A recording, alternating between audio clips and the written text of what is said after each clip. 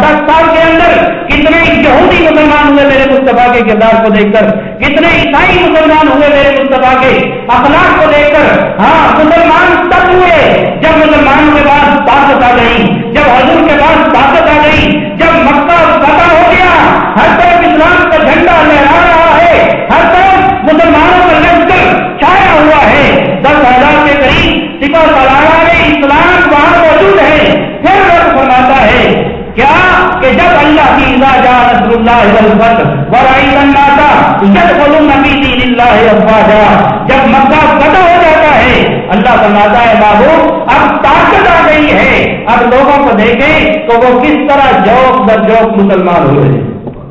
तो मुसलमान होने के लिए, करने के लिए ताकत का होना जरूरी है, लेकिन अखलाक से मुसल्ला हो जाए। मैं अर्ज ये करना चाहता हूँ, मुफस्सिरीन ने लिखा कि इस आयत से मुराद अखलाक मुस्तफा है, तबलीग मुस्तफा है, लेकिन ज्यादातर मुफस्सिरीन इस आयत को उमूम के मानी में लेते हैं कि इससे मानी उमूम है, हर वो शख्स जो अल्लाह की तरफ बुलाता है, हर वो शख्स जो अमल सालेह करता है, वो इस आयत का मिस्ताक है। उसके हक में ये है आयत, हमें अपने किरदार को इस आयत के मुताबिक डालना चाहिए। हजरत इमाम हसन बसरी अलैहि रहमत अगरचे इस आयत को आम कहते हैं, इसका मानी अमूम लेते हैं, लेकिन इसके बावजूद जब कभी ये आयत तलावत करते है आज के मुसलमान पर 1400 साल हो गए हैं कुरान मजीद हमारे पास है, लेकिन हम कितने हैं जो आयत पढ़ कर झूम जाते हैं। हमें मानी का पता होता है, हमें मतालिब का पता होता है। तो इमाम हसन बसरी जब ये आयत पढ़ते, तलावत करते, तो उस वक्त वो झूमने लगते, उन पर वक्त की कैफियत तारी हो जाती और झूम कर ये फरमाते कि इस आयत से वकान हसन इल्ला क़राअत हाज़िल आया, जब हजरत इमाम हसन बसरी ये आयत पढ़ते तो फरमाते यक़ूल हाज़ा रसूलुल्लाह, इससे मुराद हजूर सल्लल्लाहु अलैहि वसल्लम की ज़ाते वाला सिफात है। हाज़ा हबीबुल्लाह, हाज़ा वलीउल्लाह, हाज़ा सफ़वतुल्लाह, हाज़ा खैरतुल्लाह, हाज़ा वल्लाहि अहब्बु अहलिल अर्ज़ि इलल्लाह। इस आयत से मुराद खुदा की कसम खाकर फरमाते हैं, इससे मुराद मेरे मुस्तफा हैं, मेरे रसूल हैं, मेरे हबीब हैं, मेरे वली हैं, अल्लाह के वली हैं। इससे मुराद हर वो शख्स हो सकता है जो अपने अमल को अमले साला से, अपने किरदार को अमले साले से संवार लेता है। तो हमें मुसलमानों को चाहिए कि हम अपनी इंडिविजुअल इनफरादी तरक्की, इनफरादी इस्लाह भी करें और फिर इज्तिमाई इस्लाह भी करें।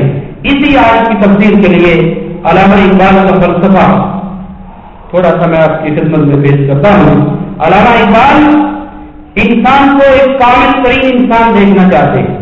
अल्लामा इकबाल इंसान को एक कामिल तरीन इंसान देखना चाहते हैं और वो फरमाते हैं कि इनफरादी और इज्तिमाई तरक्की के बगैर ये हो नहीं सकता कि कुछ लोग नेक सीरत हो जाए, कुछ लुटेरे बन के रहे, ऐसा नहीं हो सकता।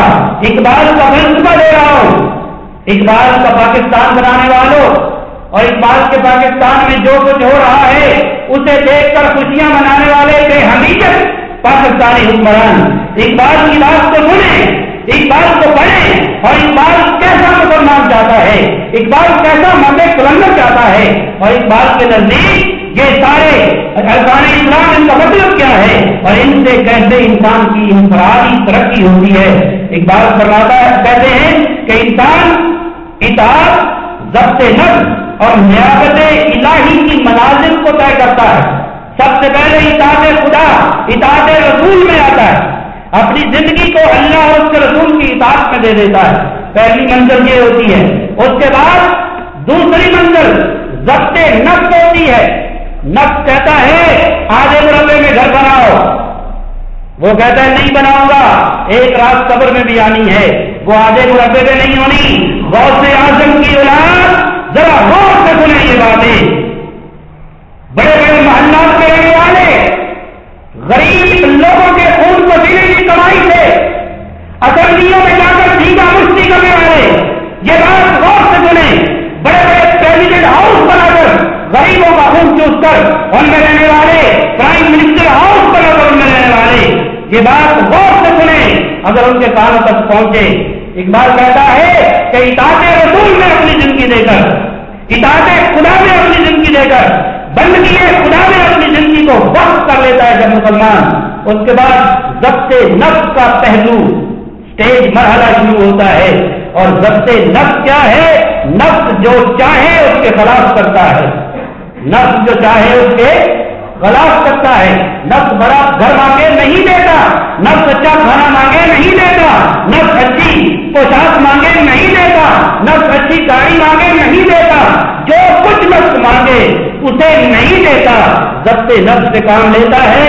جب یہ دو کام کر لے تو پھر نیابت الہی مل جاتی ہے، پھر نیابت الہی مل جاتی ہے، اور پھر وہ خوددار ہو جاتا ہے۔ کیا ہو جاتا ہے؟ جو ہمارے ہاں نہیں پائی جاتی، خودداری ہمارے ہاں نہیں جا پائی جاتی، بس شعر پڑے جاتے ہیں، خود ہی کو کر بدل دی سنا، کہ ہر تقدیر سے پہلے بات سنے، یہ سمجھے یہ خودی وہ خودی ہے جو اقبال کہتا ہے بندے کو اگر حاضر ہو جائے اطاعت رسول کے بعد، اطاعت خدا کے بعد، بندگی خدا کے بعد، ضبط نفس کے بعد، نیابت الہی کے مراتب اور سٹیجز کو طے کرتے ہوئے اگر بندے کو خودداری اور خودی حاصل ہو جائے تو پھر اس کا مقام یہ ہوتا ہے کہ خودی کو کر بلند اتنا کہ ہر تقدیر سے پہلے خدا بندے سے خود پوچھے بتا تیری رضا کیا ہے؟ میری رضا تو ہے ہی ہے، میری رضا تو ہے ہی ہے، اب تو اس مقام پر پہنچ گیا ہے کہ اب تو بتا تو کیا چاہتا ہے مجھ خدا سے، جو تو چاہتا ہے وہ میں کر دوں گا۔ یہ تو مسلمان کی ترقی کی مناظر ہے جو طے کرتے ہوئے جاتا ہے، لیکن ہم اتنے گھٹیا اور بے غیرت اور بے حیا ہو چکے ہیں نیشنل لیول پر کہ ہم دوسرے افرادی سے پوچھتے ہیں، ان کی تو پیچھے نسب بھی چیک کرانا چاہیے۔ یہ میں بڑی وثوق کے ساتھ بات کر رہا ہوں، ان کا نسل کہیں میر جعفر اور میر صادق کے ساتھ تو نہیں ملتا۔ یہ غدار ہے خدا کی قسم، جن کی بچے باہر ہیں، جن کی جائیدادیں باہر ہیں، جن کے بینک بیلنس باہر ہیں، جن کی ملیں باہر ہیں، وہ پاکستانی نہیں ہے خدا را، یہ غدار وطن ہے جن کو ہم پال رہے ہیں، جن کو ہم پال رہے ہیں یہ غدار ہے، یہ پاکستانی نہیں ہے، یہ انسان نہیں ہے، یہ مسلمان نہیں ہے۔ اس بندے کے بارے میں آپ کا کیا خیال ہے جو پاکستان سے پاکستان کا بیٹا پکڑ کر دے دیتا ہے؟ اس بندے کے بارے میں آپ کا کیا خیال ہے کہ جو پاکستان کی بیٹی کو پکڑ کر ڈالروں کے بدلے میں بیچ دیتا ہے؟ اور اس پر الزام صرف یہ ہے کہ اس نے امریکی فوجیوں پر حملہ کرنے کی کوشش کی تھی، حملہ کیا ہے یا نہیں کیا؟ اسے ذلیل و رسوا کیا، اس کو 86 سال قید کی۔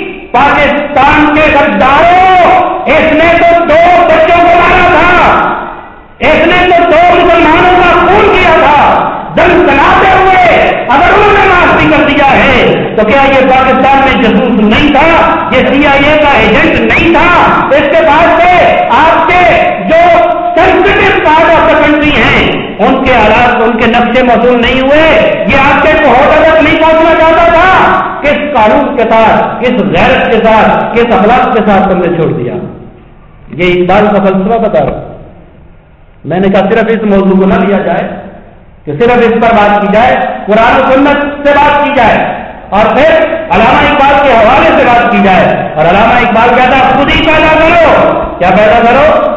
پاکستان میں نہیں پائی جاتی، عوام میں پائی جاتی ہے، عوام میں بولے، عوام میں پائی جاتی ہے۔